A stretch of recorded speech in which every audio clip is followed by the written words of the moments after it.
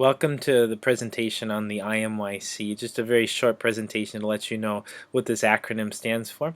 The International Middle Years Curriculum is what HIS uses in middle school. We use it because it's flexible, because it makes learning meaningful, and because it creates a really nice bridge from elementary to high school. We're going to take a look at a few examples today and kind of talk a little bit about what the IMYC actually is. You'll see some examples of pictures from some of the activities that actually make the learning real world and important for our middle school students. The IMYC is built for the adolescent brain, which is very unique. We'll take a look at that. It's also great for linking learning because it centers things on a big idea, and it fits really nicely with a mastery learning model, which is something that HIS is continuing to promote, along with the idea of ongoing reflecting to make progress. And of course, real-world application is also really important because if we have no way to use learning, then what's the point? The adolescent brain is unique. This is the time in life when the prefrontal cortex matures. And you've got risky teens, sensation-seeking teens, and peer-minded teens. And so one of the things that we do through the IMYC is we have a group project, speeches, presentations, collaboration, this chance to take risks. Also, there's a lot of experiential learning, and so students will go on entry points, they will have exit points, they will have a chance to really feel what the big idea means out in the world, and present their own unique understanding of that. And of course, middle schoolers and teens, they like to communicate with other teens, and there's a lot of chance for collaboration and in-class discussion. Students who use the IMYC, they talk about the power of connections and how all of the subjects who are using the IMYC are connected through this idea of a big idea. Yeah.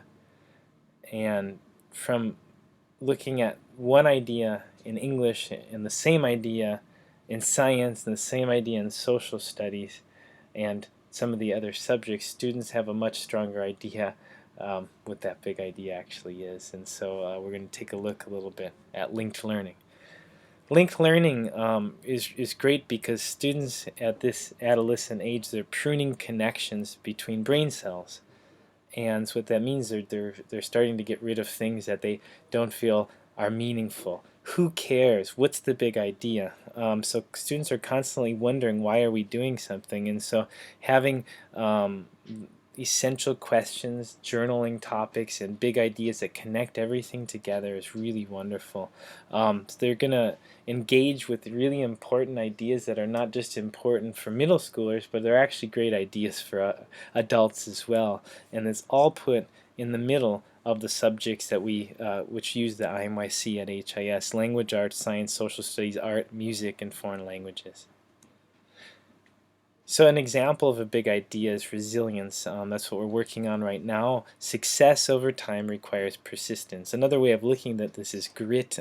These are these sort of characteristics that we hope for ourselves to have, and we definitely hope for our students to have. And we look at this idea from different perspectives to kind of reinforce how important it is, and to also deepen the understanding of this important idea. And so these central ideas are also a good way for students who have come from elementary, where they have a limited number of teachers, to middle school, where they have more teachers. It helps them transition as well, because that big idea is what ties some of those new multiple teachers together, and helps them kind of get used to a different setting by having that big idea in the middle instead of the teacher. The big idea wouldn't be that big if it didn't come with questions. So students are going to be thinking about tough questions. We call them essential questions. They're questions that matter because teens want to know, what's the point. So each subject has a whole list of questions associated with the big idea. For example, This is one related to resilience. In what ways did the aims of the characters you have studied change over time? How is this related to their persistence and or their success? So we are reading Ender's Game, and we're looking at the way Ender, or maybe some of the other characters, Bean, or Graf, or Ender's brother or sister, how they changed over time and how their change was related to their actions, to continue to go and to continue to push through some of the struggles. And there's another one. Do you think counts as a success over time? Does this just mean getting what you first set out to achieve, or do you think there are other ways of being successful? So looking at alternative paths, finding ways over obstacles, around obstacles, and understanding that delaying gratification is one of those things that really will lead to a deeper sort of success. So that's an example of some essential I use in language arts, and there'll be plenty of others in other subjects. The IMYC also promotes mastery learning and reflection, as I mentioned, and that's great, because if we didn't, how would we ever promote the idea of taking risks? And our adolescents, they want to take risks, but if they feel like they have no chance to reflect on what they're doing and look at their mistakes, that it would actually slow down the learning process. Well, one of the things that we like to do as well at HIS is we like to use blended learning, where students will do some of their learning at home, which is becoming more and more possible with great technology. In language arts, we use No Red Ink and Vocabulary.com, which are two wonderful programs for language development that have algorithms that allow students to practice on their own. And of course, they need some resilience to do that, but it's great to provide tools that will allow them to progress. Along with that, students will have ongoing reflection. So an example of this is after larger assignments, students will be reflecting on their learning process. So describe your learning process. What did you learn at each juncture? How will you apply that to future growth? Every time they finish something, they reflect on the process so that they can maybe apply some parts of the process for other types of assignment and other types of learning, so they really understand who they are and how they learn. What did you find difficult? How did you overcome that difficulty? This actually relates back to resilience, but it also relates to actually being a person who's able to learn and to grow through mistakes and through challenges. And of course, we come back to something that's really relevant to teens and adolescents. What's the point? Why is this valuable to you? To help them make connections so they can hopefully believe themselves that this is something they want to do, so they can progress. And so we're really trying to build in this more intrinsic motivation. And of course, we're looking for great work, and we want students to be proud of what they do.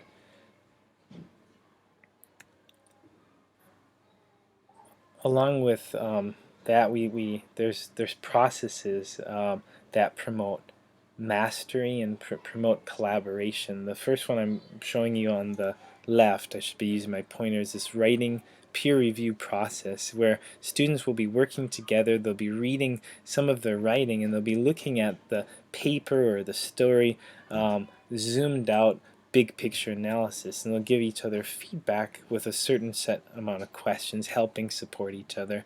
They're also working on order of ideas, phrasing, flow, word palette, grammar, and typos. And so we're looking at writing as something that is not single faceted, but multiple facets, and a process that requires a lot of peer assistance. The grammar and mechanics study, I kind of alluded to this idea of no red ink, and that's one of the first steps in students learning grammar, is the mechanics. And to learn mechanics, it's simply a lot of muscle memory. A good analogy for this is if you like to bowl. To be a good bowler, you simply have to get the right mechanical form down with your arm, and the way you walk down the lane and release the ball, and that just takes a lot of repetition of that same form. And the same thing is true for mechanics. It's kind of a lower level of the grammar, but then they move up into another level of grammar with codify.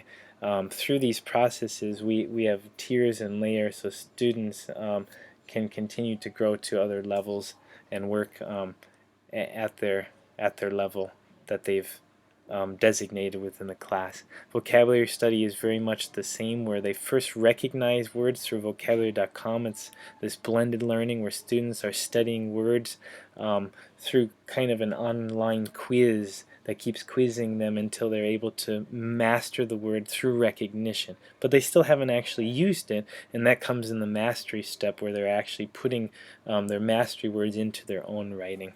So the IMYC is promoting process and well-designed and the use of well-designed learning technology, and we're kind of using the IMYC together with some of these because the IMYC is a very flexible curriculum.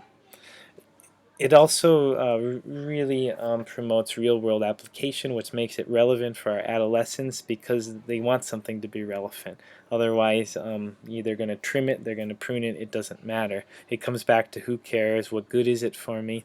The IMYC has something that is called exit and entry points, and one of the things that we do at the end of a big idea, students will give a chance to actually make choices in determining what they want to study that relates to the big idea, and they will present on that in an interactive way to their fellow students, elementary and high school, through an exit point presentation in the first semester and the science fair in the second semester.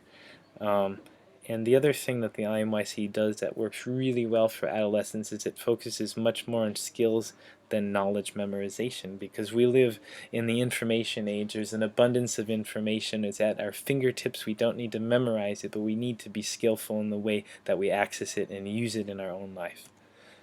So twice a year we have an exit point in January and the science fair in June. Those are very student-centered projects, student-driven, and it's peer-to-peer learning, which is really great for adolescents, where they take their understanding of these big ideas and they actually present it. So we have Columbus's Voyage to the West, where the students have created a board game with a lot of different questions about Columbus's voyage and how that related to their big idea of discovery.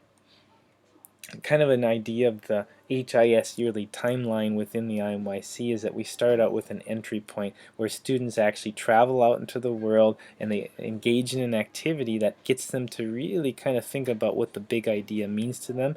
Along with that, we also try to give students a chance to bond with each other during that first entry point. And then in January we have the semester 1 exit point where they take that big idea and they actually create the project.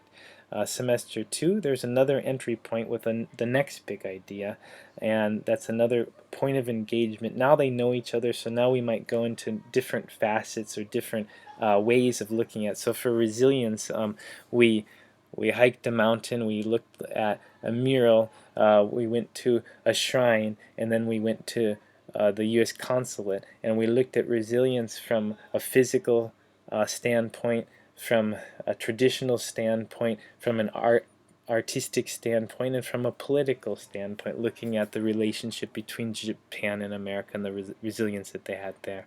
In May, that's kind of like the exit point, but with a scientific twist. So it's very similar, but it's got a little bit more science and scientific method that's actually a part of that. And then finally in June we celebrate because we're getting towards the end of the year and there's a light connection made to the final big idea.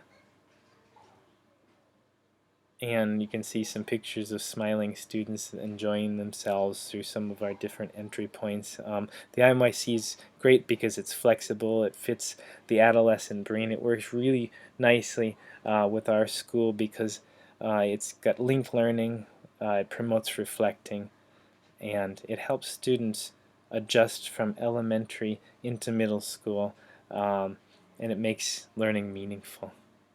That's all I have for you. Thank you so much for your attention. If you check out the comments, you can find a couple of links to the IMYC and a couple of videos as well. We'll see you next time.